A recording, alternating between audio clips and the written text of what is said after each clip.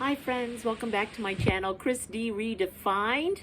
And today, I wasn't gonna record today.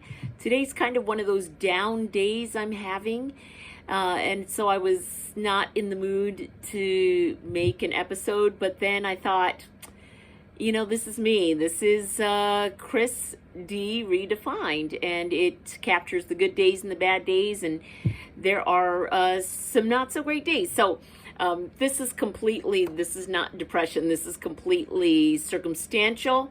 Several things are occurring at once, and I'm just kind of down.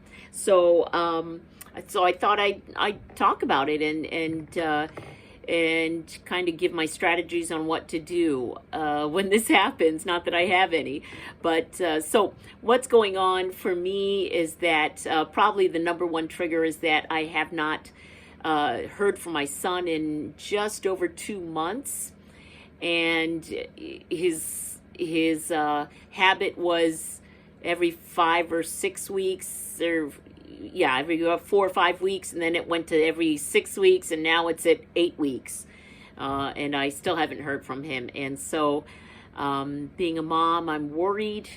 Checking the news in his neighborhood where I know he's living, things are, he doesn't live in Minnesota, but, he lives in Hawaii, but, there's an uptick in crime, a lot of car accidents, a lot of pedestrian car accidents where cars aren't paying attention and hitting pedestrians. There's been violence, there's been robberies in his neighborhood, so, worried about him, and I still send him an email every Friday, and with pictures of him when he was younger and little, and I haven't heard from him in just over 8 weeks. So that's probably the number one trigger. Then I'm also very, very much affected by sunlight, and so I have a bit of SADS. What is that called? Affective mood disorder, something like that, where sunlight affects my mood. And it is winter, and even here in Portugal, it tends to be rainy for a week and then sunny for a week, and then rainy for a week and sunny for it. So it's been rainy for a week, and it does affect my mood. I notice that. I don't want to go out as much, and then it's cold. It's cold and blustery and rainy, and nobody wants to go out in that. I go to school. I have to go to school 4 days a week, so that gets me out and about. And once I'm around people, I'm usually, totally fine. I still go to the gym every day. I never stop that. That's one of my big medications for my mood, is just go to the gym, move your body, concentrate on lifting weight, concentrate on going a little longer on the Stairmaster. That helps me get my mind off of things and helps me feel like I've accomplished something when I leave the gym. What else is happening? My Philadelphia Eagles got eliminated in the first round of the playoffs. This is also affecting my mood. I'm not so happy that my birds are out, and so, not moving forward in the postseason. And we fired our offensive coordinator because we needed to. But now we're in the offensive coordinator search.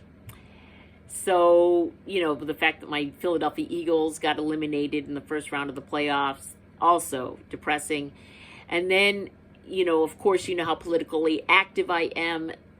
I can't think of a worse time in our nation's history. ICE is killing people. Now, they have a second man that was killed this week. He's the fifth one so far this year that has died, the fifth human being that has died at the hands of these ICE murderers. And he was suffocated to death in an ICE detention facility. And the only reason Americans found out is because he was a Mexican national, and they had to send his body back to Mexico, and the Mexican government put out a news story on their citizen being suffocated and murdered to death in an ICE detention facility. If you are watching this and you are outside of the U.S. and thinking that the U.S. is such a great place you want to go visit, don't go visit there.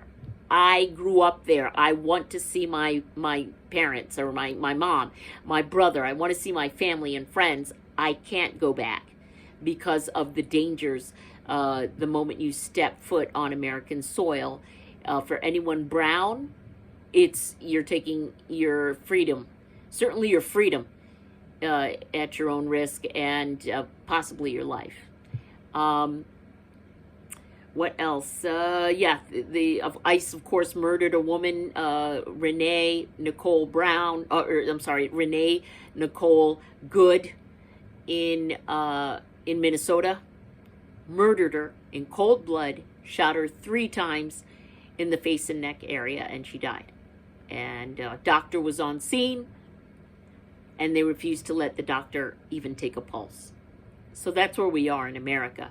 So if you add that to the fact that I haven't heard from my son in 8 weeks, it's just adding a little bit to some anxiety. I don't have that kind of like anxiety. I used to have depression, but I've moved here to Portugal, so that I've kind of medicated myself with moving to a new place. But I don't have some of the neurodivergent issues that others might have. I just have worry as a mother. I have sadness as a mother and as a human being, watching my country become a fascist, authoritarian state. So if you add that to bad weather, my Philadelphia Eagles getting eliminated in the playoffs, round 1. I haven't heard from my son. And then also, I have my final exams for this semester. It seems like just yesterday I was recording me walking to university in like episode 2 or 3 of this channel, walking to university and being excited for the school year to start. And now I am at the end of my semester. So I'm having semester final starting next week.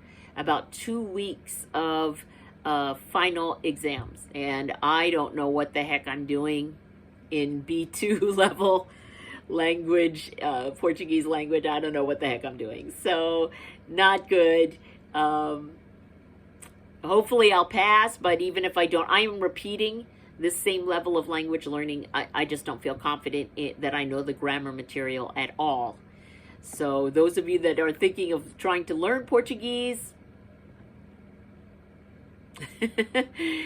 I love going to class, and I love learning new things, and I am having a huge challenge trying to learn the grammar of this language. So I think those are all the reasons why I am, if you add all those factors together, I am, I'm having a day.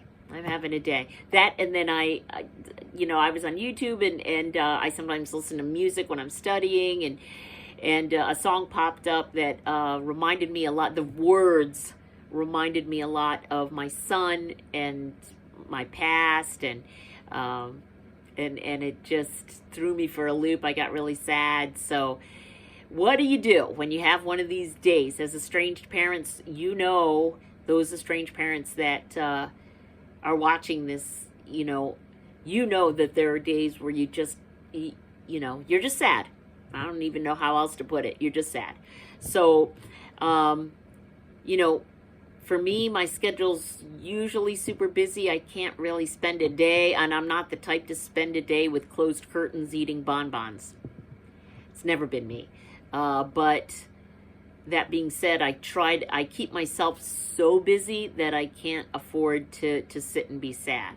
So, kind of the case today. I'm teaching online.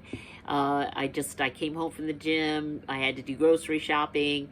So keeping busy, but having a tough day. How do I deal with it? I do stuff like this. I'm the type that when I get down, I connect with people. So I might call or, message back and forth with my mom or my brother. That helps a little bit.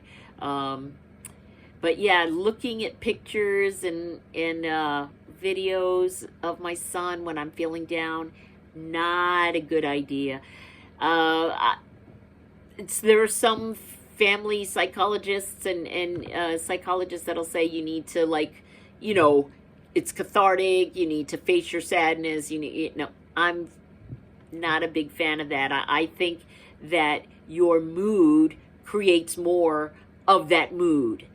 And so, not that I ignore being sad, I'm obviously acknowledging it, but that I don't dwell on it. I'm sad. And I take all the factors into account, and then I just say, okay, I'm sad for a lot of reasons. And of course, Kai, you know, being estranged from my son and not knowing how he's doing is the number one thing on the list, and everything comes after that. But, you know, the fact that there are other, like 6 other factors, doesn't help. So what do? Do this, try to connect with my friends or family that understand. And then, you know, maybe I'll watch a funny movie. I actually have to study Portuguese, so keep yourself busy. You know, connect with friends when you have to, cry for a few minutes if you have to. And then I just keep going with my day. I just keep putting one foot in front of the other. And that's kind of how I deal with the bad days of being an estranged parent. So I don't know if that helps. I hope that helps you.